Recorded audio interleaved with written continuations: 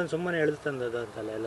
ನನ್ನ ದೊಡ್ಡ ಮಗಳೇನಂದರೆ ಅವಳು ಮರ್ಯಾದೆಯಿಂದ ಬರ್ತಾಳೆ, ಬದುಕುತ್ತಾಳೆ, ಮರ್ಯಾದೆಯಿಂದ ಮಾಡ್ತಾರೆ. ಮತ್ತು ನನ್ನ ದೊಡ್ಡ ಮಗಳನ್ನ ಕಂಡ್ರೆ ನನ್ನ ಹೆಂಡತಿಗೆ ಆಗೋದಿಲ್ಲ, ಅಂದರೆ ಅವಳು ಚೈತನ್ಯ ತಾಯಿಗೆ ಆಗೋದಿಲ್ಲ. ಅಂದರೆ ಅವಳು ಮರ್ಯಾದೆಯಿಂದ ಮಾಡ್ತಾಳೆ. ಇವಳು ಹಾಗೆ ಮೋಸ ವಂಚನೆ ಮಾಡುವಳಲ್ಲ, ಇವಳು ಹಾಗೆ ಮೋಸ ವಂಚನೆ ಮಾಡುವಳಲ್ಲ.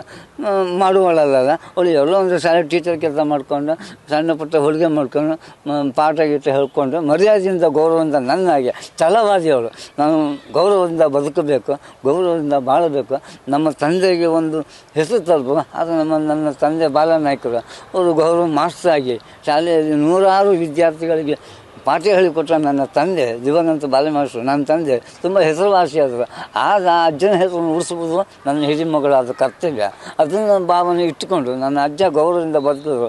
ನನ್ನ ಅಪ್ಪನೂ ನಾನೆಲ್ಲೋ ಹೋಟ್ಲಲ್ಲಿ ಕೆಲಸ ಮಾಡಿಕೊಂಡು ದೋಸೆ ಹೊಯ್ಕೊಂಡು ಟೀ ಕಾಫಿ ಮಾಡಿಕೊಂಡು ಈ ಹೋಟ್ಲ್ ಗ್ಲಾಸ್ ತೊಳ್ಕೊಂಡು ಜೀವನ ಮಾಡ್ತೇವೆ. ಒಂದು ಸ್ವಲ್ಪ ಅನ್ನ ಹಾಕೋ ಯೋಗ್ಯತೆ ಇವಳಿಗಿಲ್ಲ, ಇವಳು ಜನ್ಮಕ್ಕೆ. ನನ್ನ ಹೆಂಡತಿ ಇದ್ದಲ್ಲ, ಅವಳು ಮನೆಗೆ ಕೋಟಿ ಗೋಂದಿಪುರದಲ್ಲಿ 5 ಕೋಟಿ ಹಗರಣದಲ್ಲಿ ಕೋಟಿ ಹಣ ಹೊಡೆದಿದ್ದಲ್ಲ, ಆ ಹಣ ತಂದು ಇವಳು ಕೈ ಕೊಟ್ಟಿದ್ದಾಳೆ. ಅದರಿಂದ ಇವಳು ಮೆರೀತಾಳೆ. ಇವಳಿಗೆ ಗಂಡ ಬೇಡ, ಮಕ್ಕಳ ಬೇಡ, ಗಂಡನ ಗೌರವ ಮನೆತನ ಬೇಡ ಇವಳಿಗೆ. ಗಂಡನನ್ನು ಕಟ್ಟಿಕೊಂಡು ಸ್ವಾಭಿಮಾನದಿಂದ ಬದುಕಬೇಕು ಅನ್ನೋ ಮರ್ಯಾದೆಯಿಂದ ಬರಬೇಕು ಅಂತ ಅವಳಿಗೆ ಇದಿಲ್ಲ. ಮಗಳಿಗೆ ಸಪೋರ್ಟ್ ಕೊಡ್ತಾ ಹೋದ್ರೆ ಆಗ ಅವ್ಳಿಗೆ 5 ಕೋಟಿ ರೂಪಾಯಿ ಹಗರಣದಲ್ಲಿ ಮನೆಯಲ್ಲೇ ಹಣದ ರಾಶಿ ಆಗ್ತಿತ್ತು. ಮಗಳೇ ನೀನು ಮಾಡಿ ತಪ್ಪು ಅಂತ ಎಂದೂ ಮಗಳಿಗೆ ಹೇಳಿದವಳಲ್ಲ.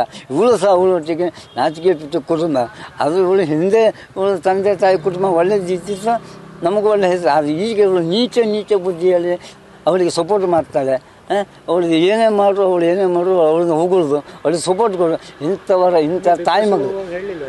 ಇಂಥ ತಾಯಿ ಮಗಳಿಗೆ ಕಠಿಣ ಶಿಕ್ಷೆ ಆಗಬೇಕು.